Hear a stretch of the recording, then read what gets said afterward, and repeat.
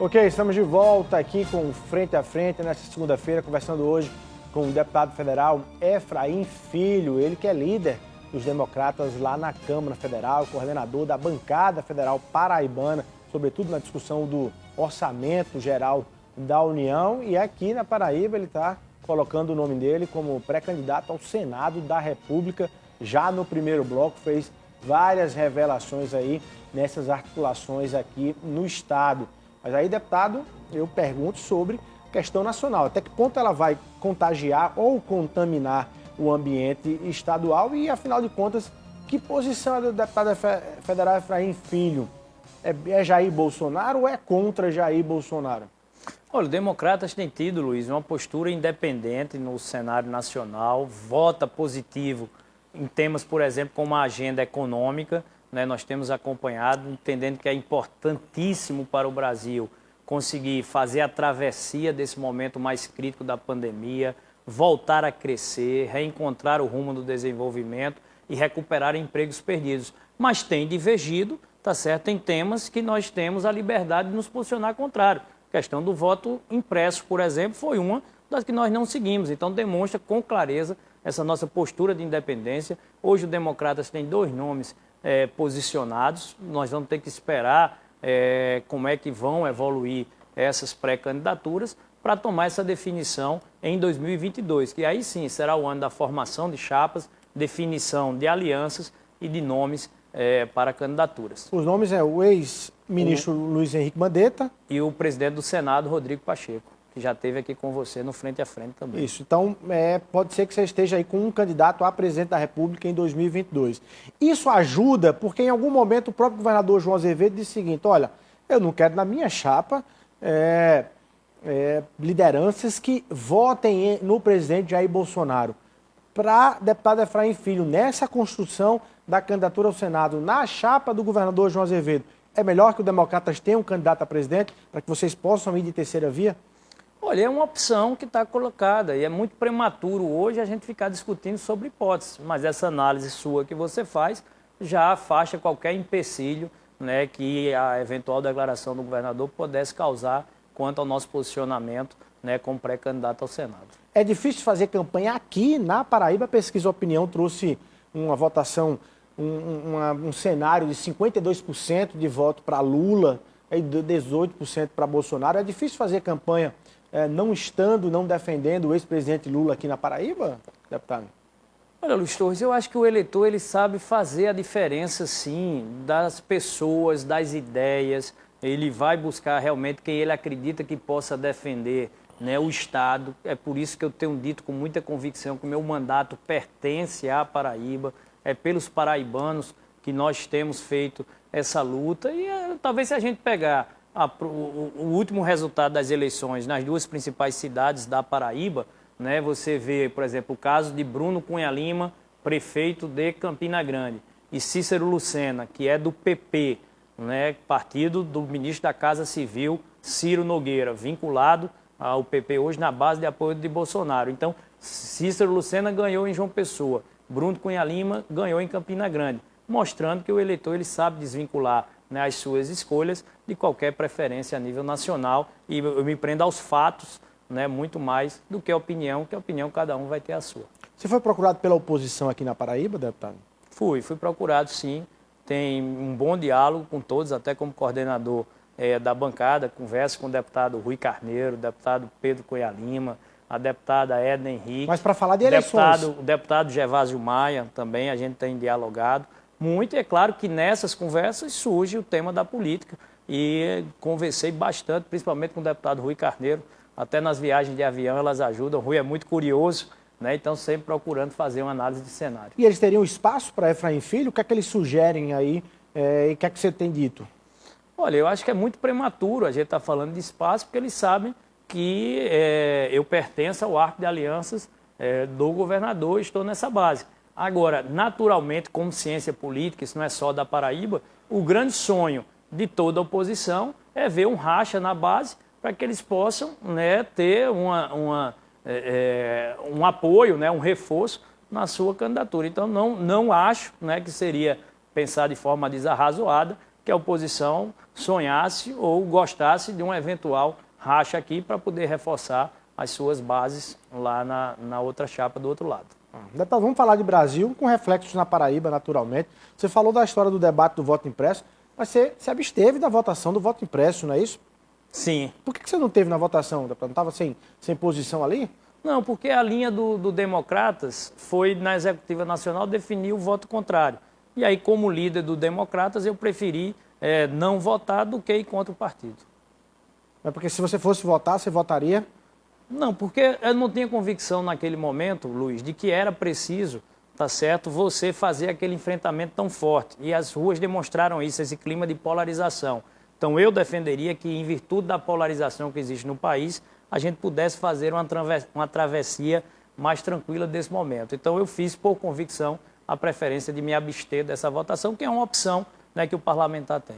Como é que você está avaliando o cenário político no Brasil? Quem é que está extrapolando aí? Quem é que não está extrapolando? Como é que você avalia a posição do presidente Jair Bolsonaro desse recuo a partir do dia 7 de setembro? O que é que isso vai dar em quê, deputado?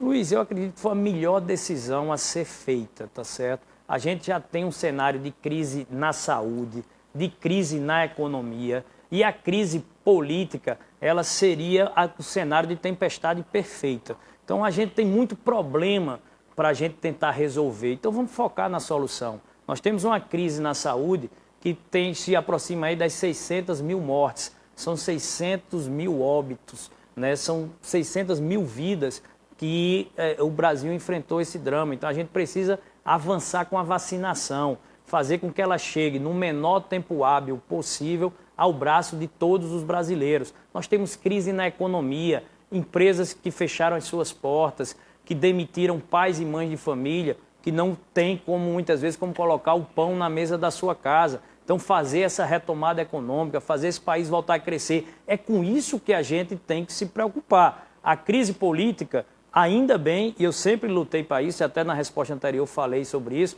a gente tem que procurar fazer a travessia desse clima de polarização, nesse caso, né, entre o presidente Jair Bolsonaro e o Supremo Tribunal Federal. O Congresso tem essa vocação de ser mediadora. Até quando Oscar Niemeyer construiu a Praça dos Três Poderes, ele colocou, né, numa ponta ali o Executivo, no outro lado da praça o Judiciário, o Supremo, e o Congresso no meio, para ser o poder que possa fazer essa ponte. Então, eu acho que a decisão de abaixar a temperatura, tentar recompor, né, pelo menos um canal de diálogo institucional entre os poderes, é a melhor decisão e é a decisão que eu apoio.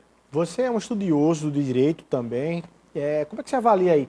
O presidente Jair Bolsonaro cometeu algum crime de responsabilidade ao longo da sua trajetória, desde que se assentou na cadeira de presidente da República? E o Supremo Tribunal Federal, como reação a isso, extrapolou também nos seus limites constitucionais com as decisões das prisões todas que a gente acompanhou aí? Como é que você avalia isso à luz da Constituição Federal? Vamos lá, então você me provoca para que abrace um pouco mais o meu lado jurista, né? Eu acho que é até importante citar aqui, formado em Direito nos bancos da UFPB, da nossa Universidade Federal da Paraíba, com pós-graduação em Direito do Consumidor, né, pela Universidade de Granada, na Espanha. Tive essa oportunidade de, fazendo esse curso fora, né, poder complementar essa formação jurídica sólida. Fui um dos relatores do novo Código de Processo Civil, né, que desde 2013 tem ajudado a melhorar o trâmite aí nas linhas jurídicas. Então, e desde que entrei na Câmara dos Deputados, fui da CCJ, Comissão de Constituição e Justiça. Então, mesmo sendo deputado, não abandonei essa formação jurídica, né, que me permitiu chegar até aqui. A Constituição Federal, e aí respondendo a sua pergunta, ela diz que os poderes eles têm de ser independentes, porém harmônicos. E eu acho que agora eles estavam muito mais pelo lado da independência, com pouca harmonia. E houve essa recomposição. Houve excesso de ambos os lados. E isso é natural, isso é do dia a dia, isso é da linha política, de muitas vezes você ter excessos. Mas a questão de você poder retroceder e recompor, eu acho que foi a decisão mais importante. Então você vê acertos e erros de ambos os lados. Eu acho que tanto o governo federal quanto o Supremo Tribunal Federal, em alguns momentos, se excederam num combate, aí a disputa por espaço, e aí coube até o Congresso Nacional tentar construir essa moderação. Na sua pergunta, você pergunta sobre crime de responsabilidade.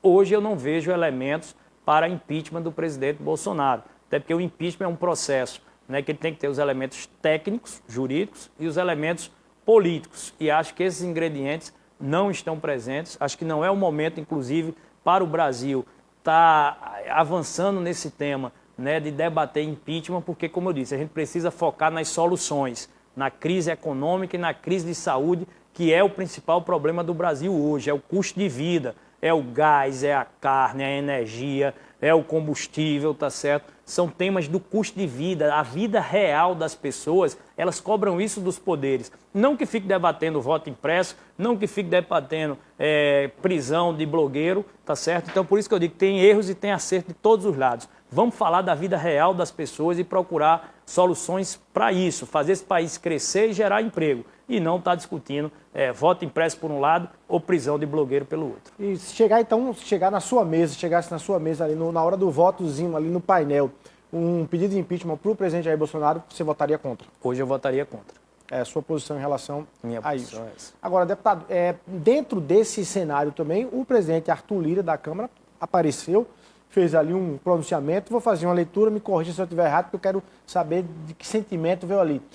O presidente Arthur Lira percebeu que o presidente Jair Bolsonaro nem está fraco para cair, nem está forte para também ousar demais nos seus desejos e anseios. E aí ele deu um recado para os dois lados, dizendo, ô presidente, eu sou centrão, sou seu aliado, mas não avance não, o senhor está indo errado por aqui, a gente não vai bancar muito dos seus exageros não. E ao mesmo tempo deu um recado também para outra ala, dizendo, mas também não vamos derrubar o presidente. É isso? Luiz, é uma análise bastante intrigante a sua, claro que você traz a linha do jornalista, do analista. É muito difícil eu dizer aqui o que é que estava nas entrelinhas, né, da fala do presidente Arthur Lira, não cabe a mim tá fazendo esse anúncio, mas eu acho que ele deixou claro ali que é um poder, como presidente da Câmara, ele tem suas convicções, ele tem suas responsabilidades, né, porque cabe a ele, como você disse, está ali o dedo, né, sobre o botão amarelo, acho que foi isso a expressão que ele usou, né, para dizer, olha, nós vamos agir, ou seja, o Arthur Lira ele passou, eu sou aliado, mas não sou subserviente. Né?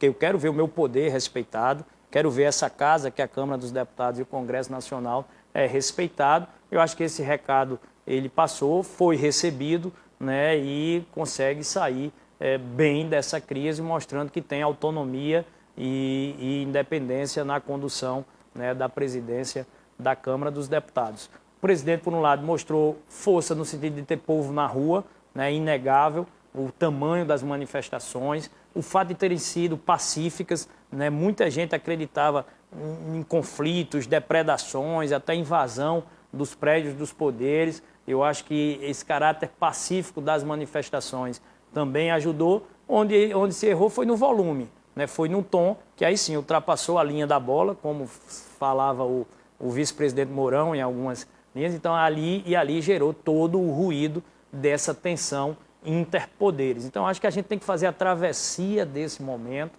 tá certo? O presidente Arthur Lira tem feito essa condução e tem colocado a Câmara dos Deputados como protagonista da agenda do Brasil.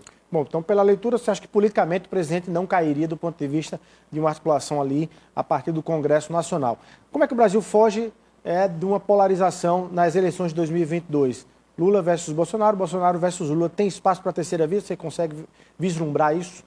Eu consigo sim, Luiz. A gente acompanhou todas as manifestações, de um lado, de outro. Esse final de semana foi meio esvaziado. Foi, então quer dizer, mas é um processo que se starta, pelo menos mostrou ali que tem gente que defende aquele caminho. Então, eu acho que você tem a leitura de que tem muita coisa amadurecendo no Brasil. Então, você cravar hoje que só existe espaço para polo A e polo B, não é você até minimizar um pouco, subestimar a inteligência do povo brasileiro, que vai saber fazer análise no tempo certo, no momento certo. Eu acho que hoje o que você encontra muito, você tem ali um percentual, vamos colocar aqui, 30 e poucos % para o presidente Lula, de 25% a 30% é o que tem dado o presidente Bolsonaro, isso é o que as pesquisas dizem hoje, né? Ou seja, uma pequena uma margem, né, um pouco à frente de vantagem para Lula.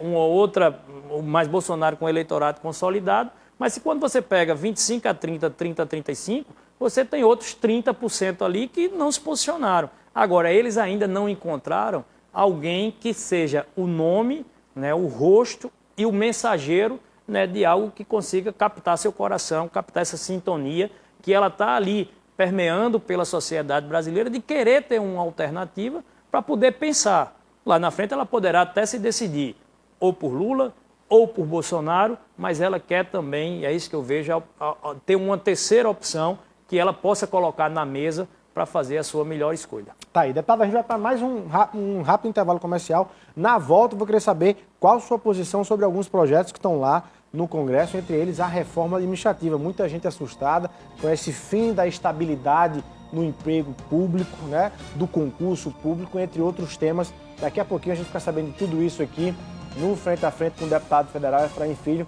Rapidinho a gente está de volta.